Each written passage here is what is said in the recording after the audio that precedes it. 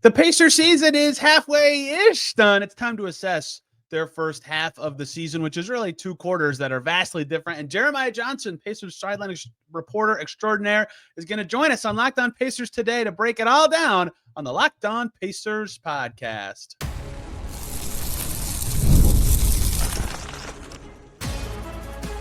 You are Locked On Pacers, your daily Indiana Pacers podcast, part of the Locked On Podcast Network, your team every day. What up, y'all? Happy Tuesday, and welcome into another edition of the Locked On Pacers podcast, where we, of course, talk about the Indiana Pacers. As always, my name's Tony East. I cover the team for Forbes, and today the Pacers are abroad, and we are going to look back at the first, air quotes, half of their season. Yes, they are 2 games past the halfway point, but alas, there was no good times to fit this in last week. This week's perfect for it. Good time for assessment anyway, with these gaps in between games. And so not just me, Jeremiah Johnson, Pacers sideline reporter for FanDuel Sports Network Indiana, is going to join us to talk about this crazy first half of the season for the Pacers. A much different first 25 games than the last 18, as this team has really rounded a corner. Can they sustain this? What has ignited their change of play? Where were they at this time last year? And we talk about in-game interviews because I love watching Jeremiah do those. I think that'd be extremely hard to do. One programming note on this feed: Locked On's doing something new called Squad Shows, where me and a bunch of the other hosts in the Eastern Conference get together every Monday and chit-chat about the Eastern Conference happenings. I didn't come in till later in this week's one, but that'll be coming every week now on this exact feed that you're listening to this podcast or watching it on YouTube. So you can watch that every week, but that will be something different. It won't be me or always include me. I'll try to get on all of them. Just keep that in mind. I hope you guys enjoy those, though. It was fun to jump in late and hear about some Jimmy Butler ramblings. But let's talk Pacers in their first half of the season with Jeremiah Johnson. The great Jeremiah Johnson is here, Pacers sideline reporter extraordinaire, to talk about the Pacers at the air quotes halfway, a little over, because of the way the schedule worked out for podcasting purposes. Point, JJ, bonjour. Are you looking forward to watching the Pacers at noon on a weekday this week? Well, I mean, watching in air quotes also. I will be broadcasting, even though I will not be in Paris. So it's not like I'm going to be sitting on my couch with popcorn and social media firing off tweets left and right. So I'm looking forward to the entire experience, seeing the team grow their fan base, be on a little bit of a national stage. And I think the important thing for them is to kind of maintain some of the momentum that they have in January. I don't know if it's the perfect time to break up the routine because everything seems to be going well where they're at right now, as you mentioned, just past the halfway point. Totally. And that's kind of where I wanted to start with looking at the first half of this Pacers season, because it's really been like 2 seasons, the first 25 games and then the last, 18, 19, whatever, how many they've played, because of how split their results have been. And so in general, to you, from 10 and 15 to right now, I mean, there's lots of ways that this answer could go, but what's been the biggest thing that's allowed them to turn this around? Every time you ask someone, and I try to get the firsthand account before throwing my own opinion and analysis in, is they mention defense and they mention health. And you look around the NBA, a lot of teams have to deal with injuries, but the kind of injuries that the Pacers had, it really impacted their defense. I would argue that if you consider maybe their big 4 or maybe the starters that at least going into the season had the most maybe recognition and I don't know, highest ceiling type of players, Myles, Turner, Pascal, Siakam, Tyrese, Haliburton, Bennedict, Mathurin. You had all those guys healthy. So the outside observer might say, well, I don't see what the big deal was. You were missing, Andrew Nembhard, Ben Shepherd, Aaron Nesmith. Maybe that shouldn't be as big a deal to someone that doesn't really follow this team. But having all three of those guys out, it just changed everything they wanted to do. It's like they built up this momentum in the second half of last season with their defensive principles and mindset. And then they started and they kind of had to take some steps backward because you didn't have any of those guys. I mean, you start any game plan and you say, okay, who's the best player, at least in the guard forward position, maybe backcourt wing. Who's the best player? All right, that's where we're going to put Andrew Nembhard or Aaron Nesmith. And you don't have either one of those guys. And then the third player that you probably would have given that assignment to, at least when he was on the floor, would be Ben Shepherd. So to not have any of those players, it really just impacted everything that they would do. They could still get by in some games. And you saw still in that first half, some good performances. They did beat the Celtics at home. They did win at Dallas, which was a really big win, but there was just no consistency, and defense was such an issue like we saw last season. So they were able to get those guys back. They were able to increase their defensive intensity, and I'll say aggression level. I mean, just telling someone, all right, we're going to pick up full court. It's not always leading to steals, but it's creating that aggressive mindset, and it keeps you from being back on your heels. So health and defense would be the two things that have been big. And then the other third, and it probably deserves to be closer to 1 and 2, is just Tyrese Haliburton. Just saying that name in general, the confidence that he's playing with. In the first part of the season, you could just tell he was in his own head a little bit. He wasn't as confident doing the things we've seen him do for 2+ seasons. And so moving forward in the second half, this is my caution to your listeners and viewers. There may be an off game here or there. Like, guys have off games. They may not shoot at a high percentage. Maybe every once in a while there'll be a high turnover game, but he's got the confidence. There's no issue of sustained problems as long as he can stay healthy. I'm very confident he's in a really good place right now, both physically and mentally. And if Tyrese is good, the Pacers are good. We've seen that over the last couple of seasons. Yeah, they still have a crazy record even this year when he reaches 20 points in a game, but they haven't needed him to get to that to be as great as they've been the last month and a half and still win these games. A lot of games like we just saw against Philly in their most recent outing, like Andrew Nembhard's taking it up the floor more than Haliburton, and their offense looks fine. You know, they've had choppy games that way too, but they've had choppy games with Haliburton on the show. Like, they have figured out what they need to do from an offensive game plan perspective, regardless of, you know, his total involvement level, which I think is fascinating, even though obviously they're at their best when he's that kind of force. I agree with you that the defense is the biggest igniter of this. It's still like not baffling, but very surprising to me. Since December 11th, which that gap in the NBA Cup schedule that they had because of the results that they played and the way the schedule shook out, they are 5th in defense, right? That is a month and a half. This isn't just some small sample Scroogey whatever tiny thing. And they've played lots of good offenses in that stretch. They played Boston twice. They're 6th. They played OKC. They're 7th. They played Cleveland twice. They're 1st. They played Phoenix twice. They're 9th. They played the Kings. They're 10th. Like, they've been really good on defense for a long time, and not just because they've had like cupcake opponents on the other end of the floor. And so that has been like a stunning thing about their turnaround, especially after last year. And that's why I asked Pascal Siakam about this after their last game, because they said a lot at media day, you know, you were there, that part of what they thought they could be better this year, especially with how much continuity they had, was, you know, last year after the All-Star break and in the postseason, they were 18th on defense, I believe. Like, when I asked Tyrese Haliburton about a month ago, is this the best you guys have defended? He said, well, maybe the playoffs last year. Right? Like, they feel like they were a good enough team on defense last year. And they've been even better than that in this stretch. And they weren't there early in the year when they were struggling and more inconsistent. So I think that's been a big part of it, is them being able to do that every night. And because of the opponent quality, we'll get to sustainability in a second, but like, I feel like they can keep up this to some extent. I feel like finding consistency on offense has been key, right? They had nights where they looked like last year scoring, and some nights where they would score 90, and it was making everybody scratch their heads. It feels like they've gotten through that, but I agree that health is the biggest part of all that, because you could argue between Isaiah Jackson, Ben Shepherd, Andrew Nembhard, and Aaron Nesmith, it's 4 of their top 5 defenders possibly on this team that they were missing at the exact same time. I mean, that just changes so much of what you can do, who you want to pair with who to actually get stops as a team. And so they had to refocus who was playing with who, what lineups made sense, how they were going to guard and principle. And once they lost Ben Shepherd, they ran out of answers as soon as Nembhard returned, and then Shepherd came back a few weeks later. They looked really good on that end of the floor. So the offense returning, I think, is Haliburton's been a big part of it. The whole team looks more like last year at the end of late, but I think you're right that, to me, the biggest part of their turnaround has been being a legitimately good defensive team for about half the season now, about a quarter of a total NBA season, and nothing about it feels really fluky to me, which is why I think they can keep this up going forward. Yeah, and think about this.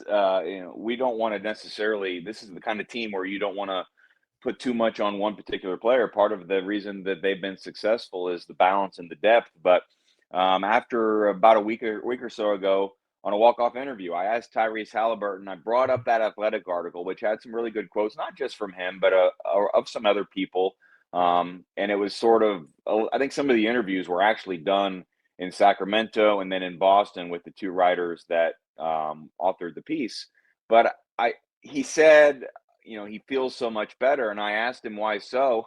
And I expected some big picture answer. And he started by just saying Andrew Nembhard. Like, I feel better because of Andrew Nembhard. So if Tyrese is saying that, what it means. And it's not just helping with the ball handling responsibilities. It really is what he does defensively. Because if he can just continue to just log minutes, making life miserable for the opponent's best player, it just helps everyone else sort of fall into place. So moving forward, Andrew Nembhard, it wasn't like we saw this one injury happen. It was, the knee soreness and the tendonitis or whatever you want to call it that he'd been dealing with. So it is the one thing I might be watching the most moving forward individually outside of Tyrese Haliburton and, the hamstring / groin or whatever has sort of bothered him is making sure that Andrew Nembhard, I don't want to say doesn't get overworked, but is just in a good spot. You don't want him to have to deal with these kinds of issues in April, and they've done a really good job since he's come back. We haven't seen him play both halves of the back-to-back. There is a good part of the January schedule is no back-to-backs. So we'll see what happens in February, but I trust that everyone in that coaching staff and in that medical staff, they know the value of Andrew Nembhard, so they're going to play it smart because they need him to be at their best. And defense, Andrew Nembhard and defense. Maybe we can, on this Locked On, when you go on the Locked On national feed, you need to do what Tyrese Haliburton did and start spreading the news about just getting some national defense recognition for Andrew Nembhard. Because unfortunately, people watch that Knicks series and so many people were, oh man, look at Brunson, what he did against Nembhard. And that's not fair at all. I mean, like, maybe it was a bad couple games, but he still made him work, and you tip your cap to Brunson more than you would say anything about Nembhard. And if you just watch night in, night out, I can guarantee you that while he may not be a big fan personally, Steph Curry, I think he would salute Nembhard for what he does and the way he plays defensively. And he's just one of many players who Nembhard has made it hard on.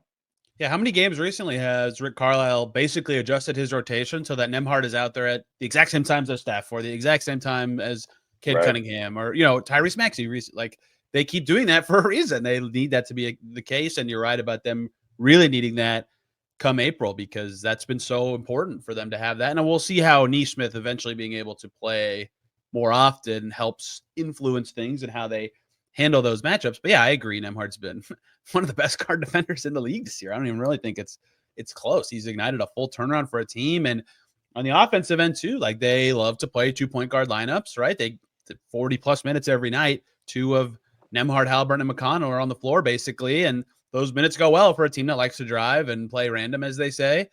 And so having him back really put that back into place too, right? It's very rare that they go to 1-point guard groups anymore. So it's not all health. It's not all one player, but he is a piece that lets everyone else play the way the Pacers want. And it's not a coincidence that his return, especially his return to playing in both halves of games, has really been a big part of this turnaround. Everyone, quick break. We got to talk about FanDuel. From the first whistle to the final drive, FanDuel makes the NFL playoffs even more exciting, which is tough to do. Great first week of that stuff. Last week of that stuff. And right now, new customers on FanDuel can bet $5 and get $300 in bonus bets if you win your first bet. How about that? $300 to keep the action going if you win that first $5 bet. The FanDuel app is easy to navigate, and the variety of bets keeps every game exciting. Plus, when you win, you get paid instantly. You don't have to wait around for your winnings. Whether you're betting on your favorite team or just looking to add some extra excitement to the playoffs, FanDuel has you covered. Just visit FanDuel.com to join today and get started with $300 in bonus bets. That is on FanDuel.com. Make the playoffs unforgettable with FanDuel, an official sportsbook partner of the NFL. You mentioned something that I was going to ask you about later in this podcast, but you brought it up, so I'm going to do it now. You talked about an in-game interview you did, or post-game interview with Tyrese Haliburton. What to you makes a good interview for a broadcast in the middle of a game? Like, what when you walk away from one that you feel like went awesome, what is what typically makes that happen to you? Well, I would say there are probably two different categories. When you say in game, the only ones with a player that I'll do will be halftime, walk-off interviews, and those are probably among the most challenging. I will say in that situation, it's an element of TV. I don't pretend to say that it's always the most enlightening. I'd rather hear from someone than not. but I'm not going to sit here and say it's the most important thing that is said. And it also can't be that long. I mean, it has to be about a 30 to 40 seconds. They've got to get in the locker room. I've got to get to the set.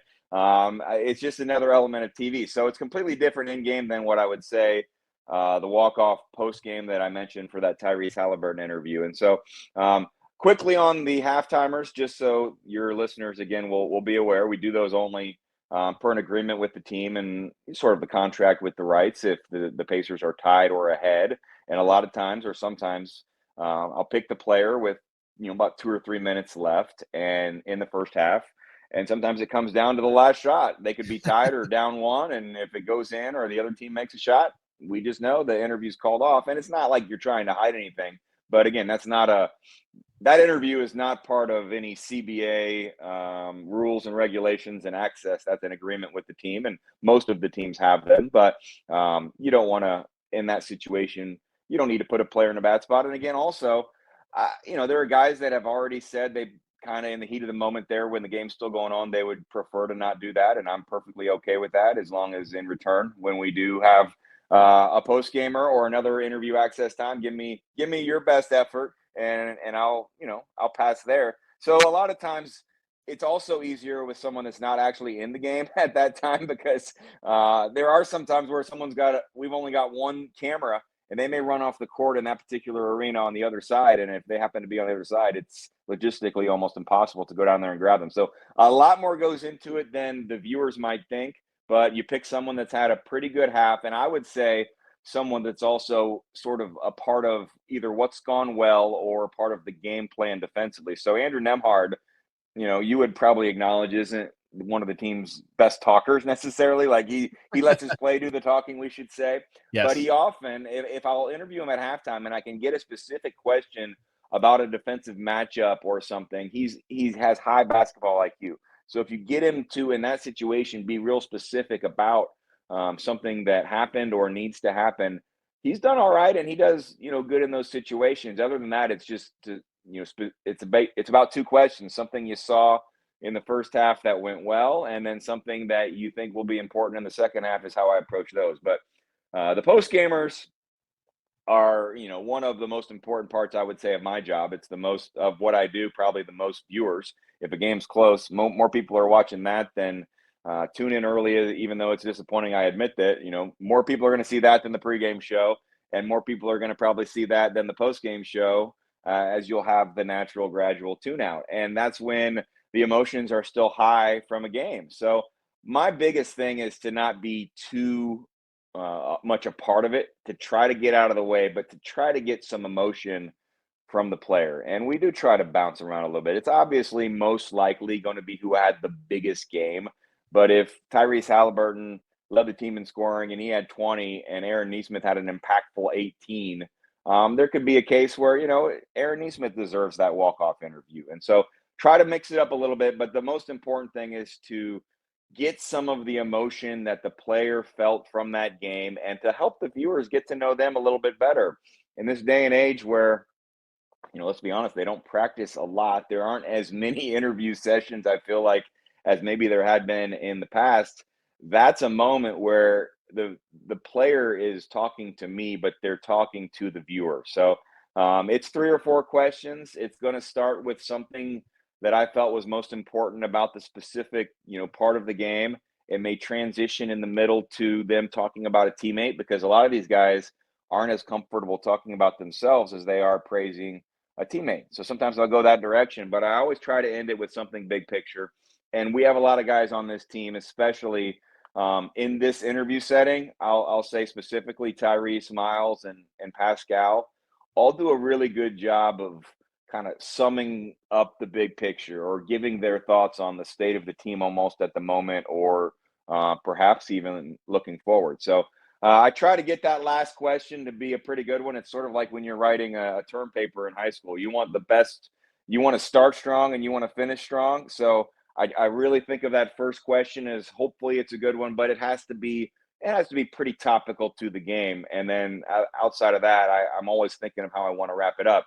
The middle can go any direction depending upon where they take you. And that's another part about being a good interviewer, I think, is to not be set in what you're going to ask, but you've got to listen to what they say and be on your toes, and then be able to go that direction. So again, sometimes you wish you had one more question, and I do appreciate our producers that, you know, they've got business to take care of.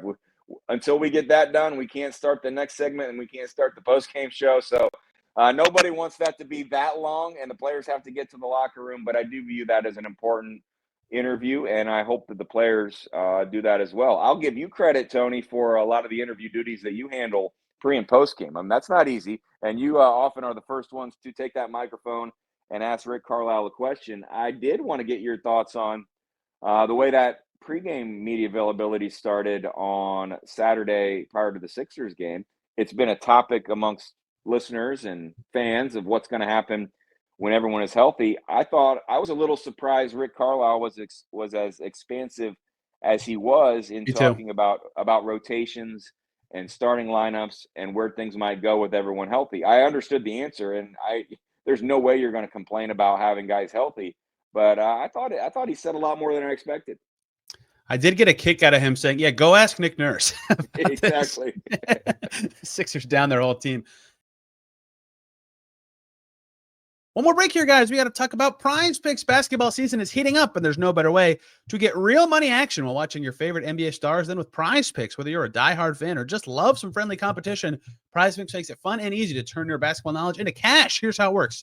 Pick more or less on at least 2 players for a shot to win up to 1,000 times your cash. You think LeBron James is going to drop 30 points? Maybe Luka's going to get more than 8 assists. Well, Prizepicks makes your predictions and put your money. Prizepicks lets you, make your predictions and put your money where your mouth is in just 60 seconds. If you've been using it all season long, many who have been having a blast. Pick Jason Tatum more than or less than 29 points. Anthony Edwards more than or less than 25. He's done that all the time. That's the kind of stuff that people love. Plus, with their flex play option, even if one of your picks doesn't hit, you can still double your money, and you can get paid as quick as 15 minutes. Now's the perfect time to join. Download the app today. Use the code LOCKEDONNBA to get $50 instantly when you play your first $5 lineup. That's right. No need to win to get the bonus. It's guaranteed on Prizepicks. Run your game. Yeah, I agree that I was surprised at how expensive he was, but I'm glad he was, because it's worth acknowledging that someone is, this is not the right word I'm going to put in air quotes. Someone is going to lose a starting spot that doesn't deserve to lose, air quotes, a starting spot, right? And he nailed the reasoning why that's so awkward is because this year's group with Mathurin starting has just bludgeoned everybody. Good teams, bad teams. That group's been ridiculously good, top 5 lineup in the league level good. And so in theory, you're like, yeah, do that. But on the other hand, the Neesmith group from last year was also really good and was good in the postseason, which is where this group has aspirations to go. They know how that group fits together. So there's some human element parts of it, obviously, of how people would respond to certain roles and what makes the bench group the best and who's losing minutes beyond those guys. These are all questions that also bake into the answer. But I think that the fact that he went longer on that, and then again when Dustin followed up a couple minutes later, because him and I both were like, well, we have the same 2 questions, so one of us has to do it with Paris coming up too, is just that they'll have to kind of let the play decide, right? Especially because Aaron is currently not ready for bigger minutes and not in that sort of space with his recovery. But that's when it will get interesting, is when they do have that, because they're not going to play 11 guys every game. That's very challenging. No NBA team does it for a reason.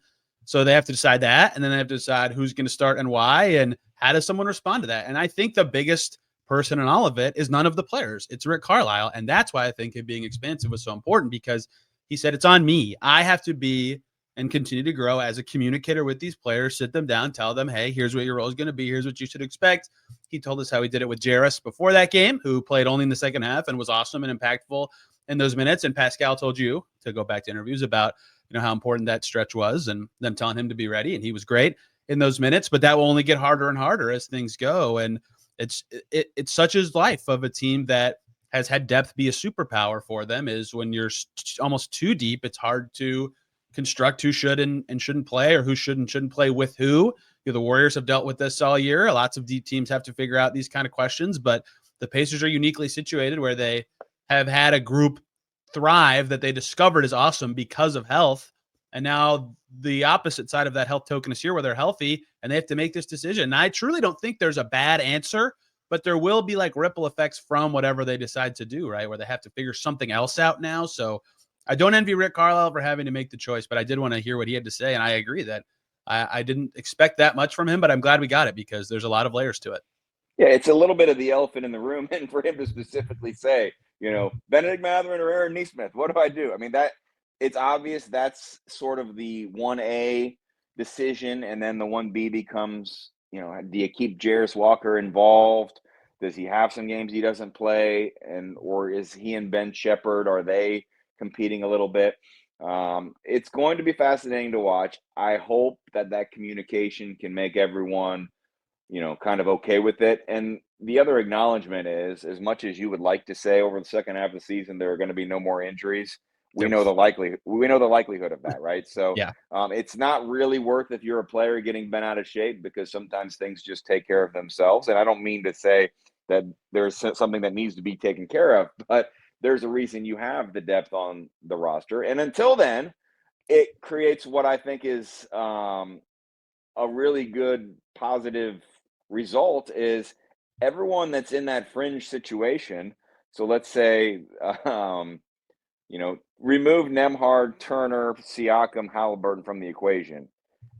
And I would even say maybe one or two of those guys, if they had an off night, they may not be in the closing five. So they have their own level of motivation. However, everyone else that plays knows they're sort of playing for their next game's playing time or their second half playing time. And so there's no chance of anyone letting up because there's someone to take their spot, especially when some of these guys are like Shepherd or Nesmith or Walker that can play so many different positions that it's not just one player whose job they could take or whose minutes they could take.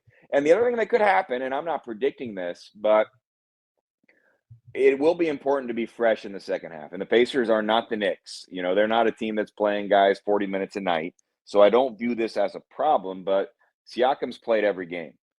To Haliburton, despite when he misses one game, people complain about how brittle he is. He's played all but one game this season. So he deserves some credit for that, right? Yeah. And he could earn a night off sometime. I'm not saying it's going to happen, but it might be a best case scenario every once in a while to take one off. And I don't think you would have that big of a drop off. And, the same, Myles Turner is going to miss a game every 2 or 3 weeks.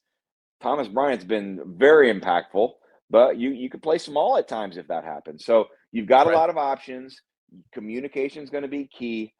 Somebody like Bennedict Mathurin and Jarace Walker, you just hope they understand they're in their second year and their third year and losing a little playing time. I am very confident. I'm not speaking out of turn here to say that both are going to have whatever contract picked up for next season. Now, Mathurin might be in a little bit different state than Walker, where maybe you would know this. I mean, after 3 years, I always forget what you can and can't do. So is his more than just picking up the fourth-year option? Could he actually have a deal? He'll have the fourth-year option, and he can, like Haliburton or Nesmith, get an extension that would start the year after that fourth year. Yeah. Yeah. So, but I don't think that's only a Pacers decision. And so if they choose, hey, you're going to come off the bench here, it's not going to impact what they think about him and his future earnings potential. Similar, or the opposite of where someone who is is a veteran and is an expiring contract, they could be concerned of how it looks for other teams if all of a sudden their point production goes down. So it is one of the good things about, I saw a quote from Pascal, and it might have been from when you guys had him at the press conference about if we win, everybody gets paid sort of thing. Yes. If they can all maintain that attitude, everything will take care of itself. They won last year. A lot of guys got paid. And you wondered at the beginning of this year, was that all maybe the best decision? But they were able to quickly turn things around. And again, where they're at right now, Tony, is the exact same record they were through 43 games last season, right? I mean, so for all the, concern and unhappiness and unpleasant, mean tweets that we saw in November, December, they have the same record as they did last year. And I'm knocking on wood here, they're healthy. So and the schedule breaks in their favor in the second half. So significantly. All signs are pointing Pacers. We know there will be some, it's not going to stay all perfect over the next 3 months. You're going to have some adversity that you're going to have to deal with because every team does. But where they're at right now seems to be in as good a spot as really take away maybe 5 teams in the NBA, we don't need to go through and name them, but there's probably 5 teams that are in a better spot or that you feel better about, and maybe their championship chances for this season. Of the other 25, I'm all right with the Pacers sort of where they're at and where they're pointed right now. I agree. They just got through the hardest part of their schedule and got better, way better. I mean, this is their pre-All-Star break schedule. Spurs twice, Pistons, Hawks at home, and then a road trip to play Utah, Portland, and the LA teams. Then they come home for the next, and they close at the Wizards. Like that's pretty easy for their next stretch where they could continue to build on this. And you nailed it. Where I wanted to finish this by talking about where they were last time this year was the same record. In fact, 1 year ago yesterday, as you asked Pascal Siakam about in a walk-off interview, they had just lost to Portland in that game that Haliburton came back probably too early, and Pascal played his first game with the team, and they fell to 24-18 and had to figure out different solutions. Like, it is wild to think about the fact that they've gotten back to that record already after their slow start, and their schedule gets more home heavy, gets a little more spread out. They have some back-to-backs because of Paris and all that coming up. So what I would like to close with to you is, how sustainable do you feel like their play the last month and a half is? Because it's been so long now that, to answer for myself, yeah, I totally think they can play like this for like a pretty long time, assuming they stay healthy. Yeah, I have to think that it's sustainable. Again, there will be some adversity.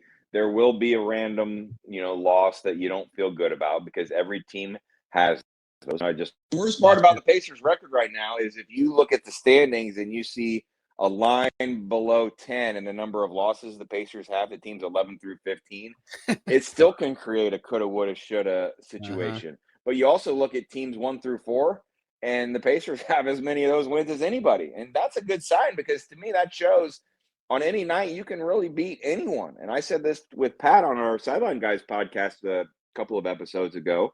I have all the utmost respect. I don't have fear for, but I would say Thunder, Celtics, even though the Pacers have won twice, Grizzlies, maybe I respect and think, okay, that's going to be a tough one. Outside of that, I think the Pacers can beat any team right now. And I don't, anybody can beat anybody, but I'm just saying, you go into a game, you feel like if you play well, it's yours to win. And if you can feel that way, then that's where you want to be. So I think there's a really good vibe around the team right now. I think that the beginning was just such a mix, and I mentioned the injuries, but Tyrese Haliburton wasn't the only player that was pressing. I mean, something was off, and sometimes it's just a matter of winning and losing, but the expectations were so high, especially internally this season, that when you don't meet those, everyone looks around at not necessarily pointing fingers, but they just wonder, what's wrong? Why is this not working? And the fact that they've been able to do it over such a sustained amount of time, with a lot of the games on the road, and as you noted, against some of the teams that you've beaten, I mean, I don't know how you can't be really optimistic moving forward. And if you can just go second half, take 2 out of every 3, think where you're going to be after 82 games. I mean, you're going to be in a really, really, really good spot, pushing 50. And you get towards 50, you're going to be top 4. And if you're top 4, then it's a successful season, and you are in prime position to do whatever you can, whatever you're capable of, you'll be in position to do it. If you start falling into close to 7, 8, it's just a struggle, So I really think the team needs to get its sights set on just, you can't think too big picture, but win 2 out of every 3. Keep yourself where you're inside of that 4 or 5 game, and specifically, maybe even the more you win, make 4 of that goal, and then you'll be where you want to be. So, it's a really good spot. I like where they're at. I'm only marginally concerned about Paris in that, again, it has the potential to be a little bit of a momentum stopper because of the change in the schedule and the time between games and everything that goes into, activities in Paris, jet lag, all of those things. And one of those home games, it's called a home game, and you're playing Victor Wembanyama in France. I mean, it's not a home game. I mean, I'm going to call them neutral, even though the schedules and the standings, they'll call one of them home and one of them on the road. I don't even understand that. I don't know why the NBA doesn't have neutral column in the standings. So I'm probably most concerned right now about how they come out of this next week. But as we were both in Detroit, it's probably the perfect opponent for the Pacers to play when they return from Paris is bring on the Pistons next Wednesday. And if you're listening and you're thinking about coming to the game, get your popcorn, because these teams do not like each other. And in what normally would be one of the schedule makers' hardest games coming back from a trip like that, I think the Pistons will have the Pacers' attention. So that should be a good one to come back from. Join me in calling that game the Lego Bowl, if you will, for the next couple of weeks until it actually happens. But yeah, the Knicks and Magic skidding. There is 5.5 games between 3 and 9 right now, right? Like if two out of 3 is paramount as they push forward, because they could finish like anywhere, right? It's still so wide open in the East. Even the Celtics aren't playing very good in the last month or so. They are only 2.5 ahead of the Knicks. So lots of movement could happen. Paris will, possibly impact how this goes, but they've been playing great. A very different 2 parts of their first half of the season. Jeremiah Johnson, thank you very much for your time today. It is much appreciated. I know people mostly know who you are and where they can find you, but please tell them where they can find the things you do and say about the Indiana Pacers. Always appreciate the time, Tony, and we appreciate all the fans and the viewers. Again, if you're listening to this before those games in Paris, we will have a broadcast. Might look and feel a little bit different than what you're used to, but we will do our best to provide as much flavor as we can from the team's on the ground experience in Paris. And again, those are afternoon games. And I mentioned on Pacers Live post game over the weekend that it'll feel a little bit like a March Madness Thursday, right? With a tip off at 2:00, pregame show 1:30.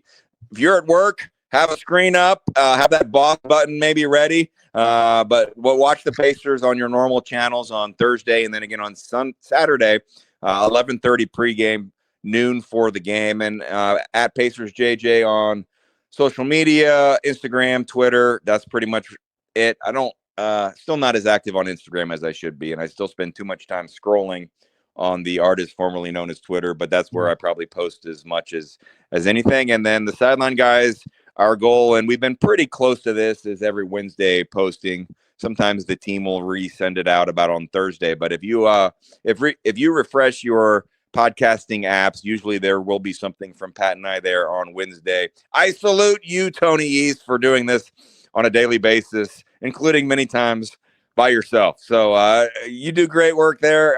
Once a week is pretty much where Pat and I, we try to sort of wrap up the news of the week and then look ahead to the week that is coming up. But we do that on at Pacers Sound or Pacer Sound on the podcast apps as well. So appreciate all the fans. Enjoyed chatting with you. It's been a while. We need to do it again more frequently next time. I agree. That's on me. I used to be so rigid about like guest schedules for no reason, but yes, I totally agree. Everybody, we'll be back tomorrow talking about Pacers trios in lineups plus 2 short interviews with Quentin Jackson and Dakota Mathias. So looking forward to that. JJ, thank you again for the time. Everybody, catch you very soon.